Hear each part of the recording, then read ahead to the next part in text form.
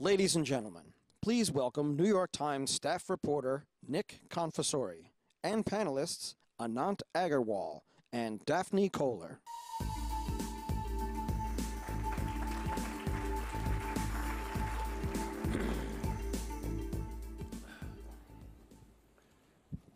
Hi everyone, I'm your moderator, Nick Confessore. Now, as most people in this room know, higher education is being transformed by online classes in ways that educators are just beginning to grapple with. There is hope that online classes can teach us more about how we learn or help open doors to college. And there is fear that online classes will hurt higher learning, replace teachers with tablets, or deprive students of some experiences that are essential to higher learning. So today we are lucky to have as panelists two people who have probably played as big a role as anyone else in the world in expanding the role of so-called MOOCs, or massive open online courses. Daphne, a computer scientist at Stanford, is a co-founder of Coursera, a for-profit company that offers classes free online to millions of people around the world. Coursera partners include the University of Chicago, Wesleyan, and Brown. Anant, also a computer scientist, hangs his hat at MIT. He's a co-founder of edX, which is a MOOC nonprofit that services also millions of people around the world, and their partners include MIT and Harvard. Now, I should note that both Anant and Daphne have TED Talks online about MOOCs, and as of today, Daphne's TED Talk had about twice as many views as Anant's. So we're going to find out how those numbers look after today, after you all in this room have heard a chance to hear them. I'm going to start with you, Anant. You're a troublemaker. I did not ask you to say that. So I want to ask you, Anant, what we are learning from MOOCs, but in particular, I want you to tell us what you've learned about traditional classrooms from running MOOCs. How and where are the old ways better or worse? So we've been, if you look at learning, we've been doing this roughly the same thing for many hundreds of years. While technology has changed and completely transformed everything else that we do, including dating, everything has changed. But education hasn't changed. I mean, how could something that's so fundamental not be changed by technology? And what we're seeing is that once we launched online courses from some of the great universities in the world, taken by hundreds of thousands of students from every single country, students enjoying it, enjoying the courses, taking exams, passing them, getting jobs. What we're seeing is that the same technology is being brought into the classrooms to create a blended model online in existing classrooms, high schools and universities, so that we can combine the best of online and in-person to simply create a better experience. And there are things, people have asked me, so give me one example of something online that's better online than on campus. I'll give you one example. All of you have done homeworks. You submit a homework, and sometimes you get it back 2 weeks later, sometimes never. But online, you submit that problem or an exercise, you get instant feedback. Boom, you get a red cross or a green check mark. That brings an element of gamification, and instant feedback has been known to provide better outcomes. Students love it. They tell us they go to bed at night dreaming of the green check mark. So you favor a blended approach? Can you imagine people dreaming about homework? So you favor a blended approach, but what is better in a traditional classroom? What has your learning taught you, or your classes taught you, about the limits of MOOCs? So at the end of the day, there's the good things on both sides. And it's very dangerous to tell an engineer that something cannot be done online. So because our team has gone off and done some great things in areas where they say, oh, you can't grade English essays online. We're using AI technology of the kind that Daphne is a world expert, using machine learning to grade essays online. We can do all of that. I think the one or two things possibly in the classroom that you can't do online. So for example, you can sleep at a desk and while the professor goes on, you can do that. It's tougher to do that online because much more whiz-bang. But frankly, I think there are very few things you cannot do. Smelling hydrogen, to me, smelling hydrogen sulfide in my chemistry class was an eye-opener. It's tough to do that online, although someone's told me that you can buy USB sticks with the right signal, you can produce the right smell. So who knows what you can do online. All right, so this one's for Daphne. So you and Anant are computer scientists. Some of your earliest MOOCs offered by your two organizations were computer science. We've heard a lot about STEM classes that are popular on Coursera and edX. But I'm going to go to the question that you alluded to, which is art history, English, philosophy. How do you scale an English course or a writing compositions course? That's a great question, and I will say that although our very first MOOCs were in computer science because that's who our colleagues at Stanford were who heard about this first, many of the subsequent MOOCs, even in the early days, were actually in the humanities and the arts and so on. The way in which we scale this up is using a crowdsourcing technology called peer assessment or peer feedback, where the instructor puts in place a very carefully thought out grading rubric, criteria by which learners can evaluate, providing both quantitative and qualitative feedback to other learners. And it turns out that that really allows a pretty broad spectrum of work to be graded. We have courses that do performance art and performance music. There's a course from Berklee College of Music whose final project is to write and perform and produce your own song. And learners give feedback, sometimes very thoughtful and detailed feedback. Now, the interesting thing that we've learned is that this is not only a way of scaling up the ability to do projects in design, in composition, in writing, and so on. It's also actually a very valuable pedagogical tool because we find that learners learn as much from providing feedback to others as they do from doing the work themselves. They really have to think about what makes a piece of work good or not so good, and that really allows them to refine their understanding. In many cases, the instructors then also ask them to go back and self-assess their own work using the same set of criteria, and that really causes them to reflect critically on their own work. So you're saying students grade each other? They do grade each other, and one of the things that we found is that instructors who have used... For the layman, I'm just going to say, as a layperson, that sounds like an awful idea. Like a terrible idea to have students grade each other. Well, especially on writing. If you have very carefully designed criteria, these are actually pretty good. And we've done studies that demonstrate that this is about the same accuracy as TA grading, even if it's not the same accuracy as maybe the professor who would be grading the work. Interesting. So the professors love this. They take this back and use this in their on-campus classes after they try it on Coursera. Let's work for them. It's not just the work, they like the pedagogy of it, yeah. I was going to ask that of Anant, like if I mean, how often do you use peer grading in your own classes at MIT now? So what is happening is actually the opposite, which is that the people thought that, that online would be online and campus would be campus. But what is happening is that as campuses are finding out that the online pedagogy, in many respects, is simply better, like the instant feedback example that I gave you, can improve student learning outcomes and student engagement and excitement on campus. A lot of this is being brought back to campus. So for example, at MIT today, one of our partners, 9 out of 10 undergraduates are using edX on campus as part of their undergraduate courses. Professor Michael Seamer's freshman chemistry class, he uses edX for instant feedback and grading exercises for learners. In another class in physics, they might watch the videos, and they may actually get homeworks for manual grading. So there's a combination of kinds of styles of how you do things, and a lot of the online technology is coming back into the classroom. And my belief is that in another 10 or 20 years, a lot of the progressive universities in the country and the world will use blended learning on campus to improve campus education. And that will be the real ultimate gift of online learning.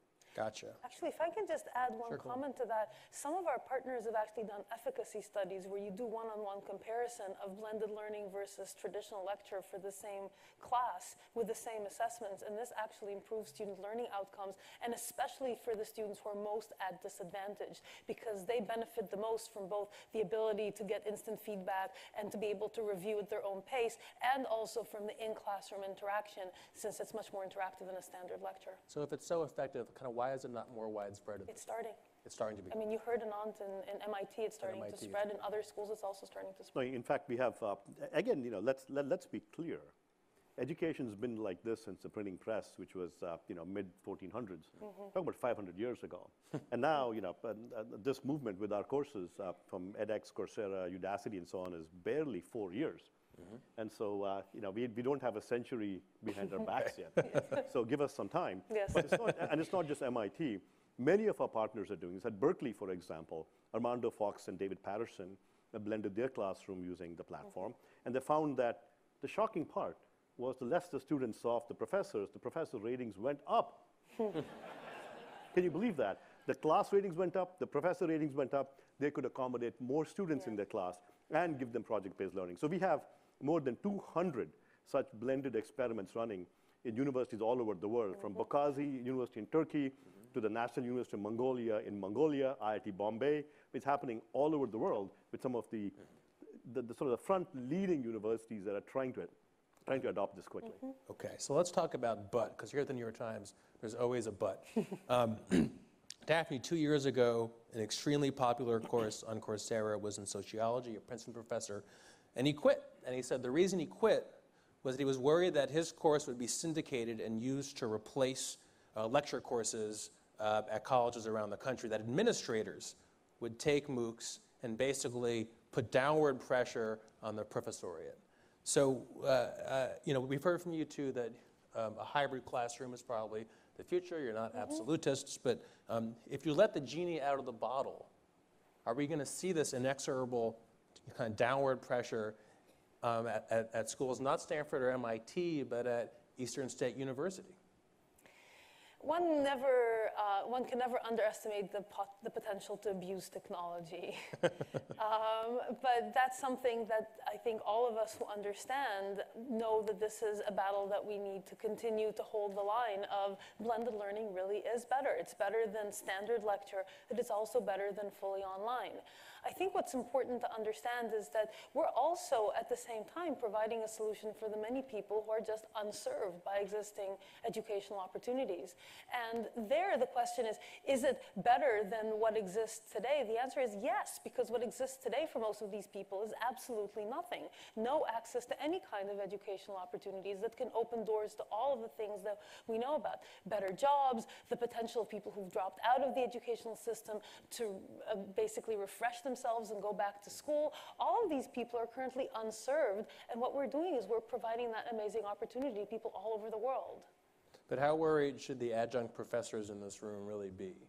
If the MOOC trend continues, are we going to see a real sweeping change in the nature of what it means to be an academic? I think we are going to see a sweeping change in the nature, but not in the need for academics. That is, I think people will move away from lecturing and delivering content into something that is a much more rewarding form of teaching, which is actually engaging with your students, getting to know what it is that they understand and don't understand, and helping them over the humps.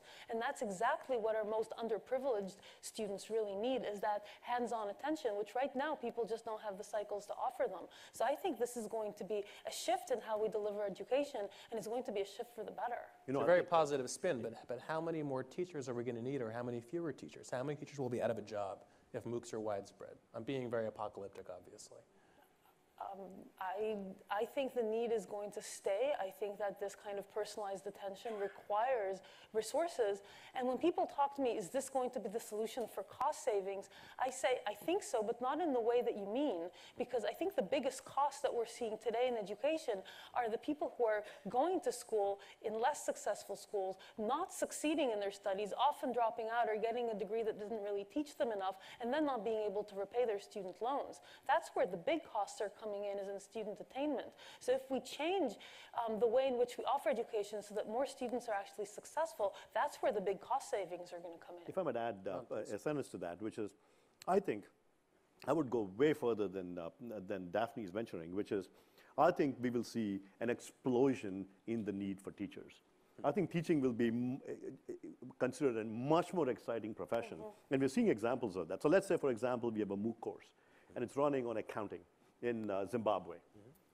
And the students take it. The real bleeding edge students are able to take it. But for the students who are in the middle, it's harder to learn by themselves. So we're seeing the emergence of a new industry that I've begun to call digital dormitories, where you can imagine teachers and local tutors getting together, forming small schools or small businesses or tutorial houses where students can come in, and students can watch the MOOCs and learn, but they can help the students learn. I believe this concept of digital dormitories or digital tutorial houses where the adjuncts and teachers work with students and help them learn from the materials beamed into them from the sky through MOOCs and so on. I think this is going to be big business. I think there'll be money, big business, and excitement in that.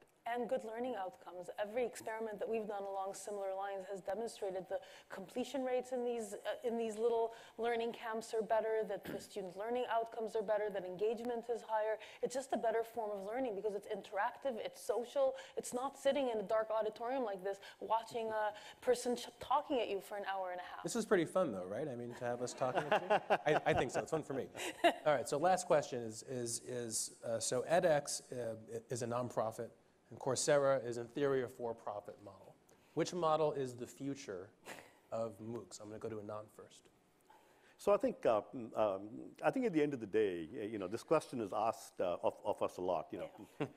Daphne and I joke that the next time we meet, it's like click and clack the Tappet brothers or sisters, that she should take my pitch and I should take her pitch, and I think we can give it verbatim.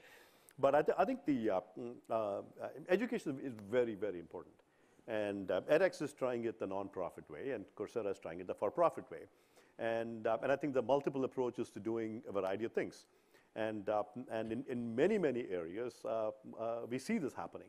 There are public universities and public institutions. There's private nonprofit universities. There's for-profit universities. So there's an ecosystem of providers, and they all happily coexist. So I don't think it's one versus another. But just that in the case of edX, we felt when we started, we were fortunate enough to get MIT and Harvard to back us to say, look, we will invest $60 million into the effort. And so we could go off and get started. So I think at the end of the day, it's really good to have multiple ways of trying things out. And we're also finding that as a nonprofit, we are gravitating towards somewhat different kinds of markets and targets. And there's more diversity in the system. So as an example, about a year ago, we launched a major high school initiative where we launched a number of AP courses available for free, including a large number of AP computer science classes. So for example, the Mayor de Blasio announced yesterday he wants to solve the computer science problem in New York high schools in 10 years. And so in our case, Berkeley, which created CS Principles on edX as an AP course, is already working with the New York high school teachers as part of de Blasio's movement to work together to use MOOCs to help with teacher training and to help with student learning. And so, but one of the things we're finding is that in terms of the revenue coming in from the high school level courses, there's very, very little revenue. The revenue is a lot more in the skills-based courses. And so I think by having different kinds of DNA, we're able to really address a much larger population in the marketplace. Wonderful. All right, I think we have time for some questions now. Charles? Thanks so much. One of the questions comes from Marian Stoltz-Loiki, whose name I'm absolutely certain I'm mispronouncing. Daphne and Anant, you have done a lot to disrupt education and provide great models for online education. What do you see as the future of education and the role of colleges versus credentialing in the future, particularly as it comes to online delivery and the credentials, as we heard in the previous session, that can be delivered outside of an accredited setting? So I think to just follow up from Anant's last answer, we've done a lot of work in the continuing education space. People who have finished whatever formal education they're likely to get in life and are now working adults who are in need of refreshing their skills, reskilling or upskilling into different job categories, basically closing the skills gap. And there we find that these alternative form of credentials are both necessary and really valuable to learners. 70% of our learners post their credentials on LinkedIn. We hear from employers that 75% of them will respect a credential from a MOOC as a factor in hiring decisions. I think it's a very important part in a population where traditional college credit honestly doesn't make a big difference. If you're not going to go back to school, whether the credential will eventually be recognized for a degree is kind of a moot point. And are you policing to see if people are listing credentials who haven't actually finished your courses?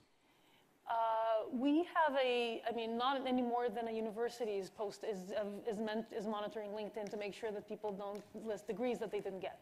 How many people in the room have faked their degrees on LinkedIn? I'm apparently a medical doctor. Are there any questions from the audience?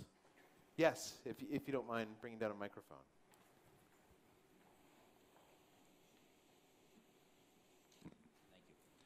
I'm a great fan of what you're doing, and the direction, particularly for blended learning as a part of residential education, I think is just terrific.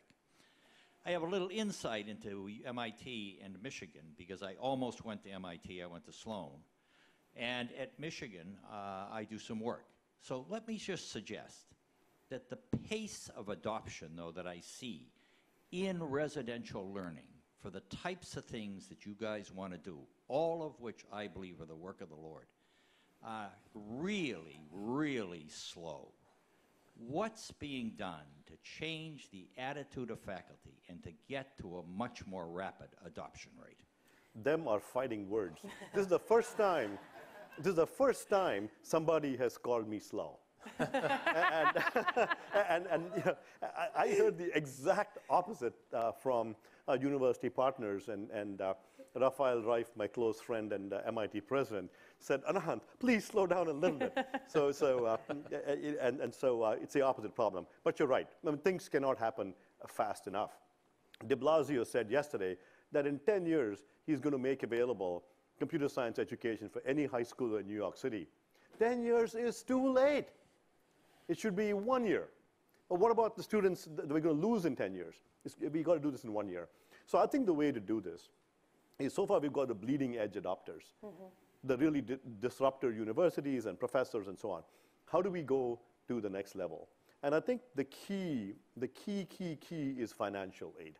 Right now, financial aid from the US is really tied to credentialing and college completion and usage. If we can get the US government to change policy where learners could use the financial aid towards these alternative credentials, I believe in a flash that would change everything. And if our legislators and government has the gumption to do this, I challenge them to go make it happen. It will get widespread. Let me ask another question that's actually tied to that. This comes from Taylor White, who asked that early enrollment data from the MOOCs shows that participants are already a very well-educated lot. They tend to be bachelor degree holders, teachers. Taylor actually referred to them as educational dilettantes. Are these numbers shifting? What's it going to take to see MOOCs live up to their potential as a democratizing force in education? So there, I think, you know, we certainly saw that until last year, 66% of our learners already had degrees, and I think Coursera sees numbers in a similar ballpark.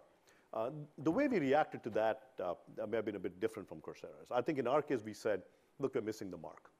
We said, if you want to provide education to those who need it the most, what we did was we said, we tried to understand what was happening, and turns out most of our courses were college-level courses.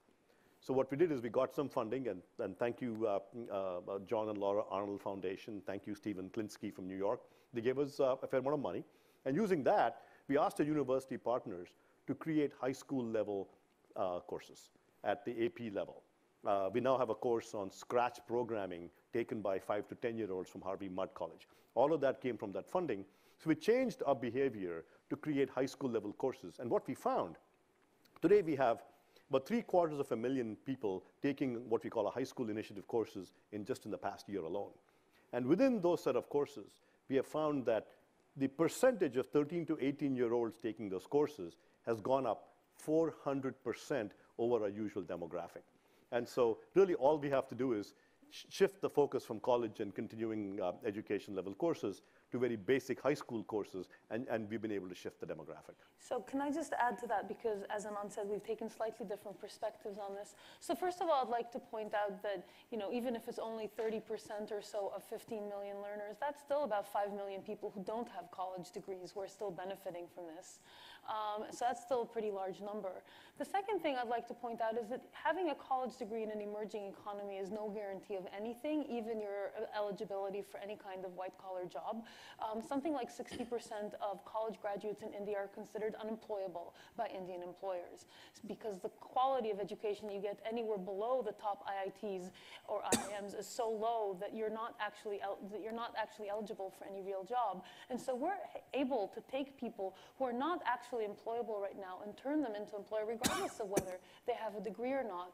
And I think that providing them with real valuable skills is a really important transformative change. We've done some learner surveys, including among the people who have degrees as well as not on our platform, and they say that this has been transformative in terms of their employability.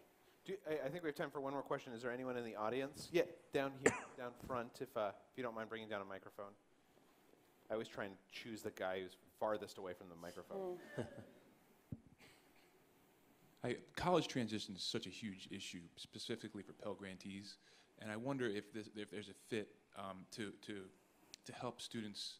If you're focused on high school students that just aren't ready in math and English, is there a fit there to use this venue, to whether it be summertime or I don't know what it is, to get the students ready so when they hit their freshman year, it works?